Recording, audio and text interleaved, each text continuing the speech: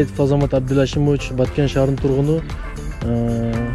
Ислам каржы кооперативине апрель айында кезекке турганмын, 10% төлөп. Азыр мына бүгүн мөөнөтүмө жете элек, даже 10-15 күн алдым машинаны алып отурам.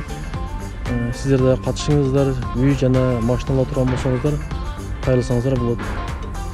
Ислам каржы кооперативине чоң ыраазычылык билдирем.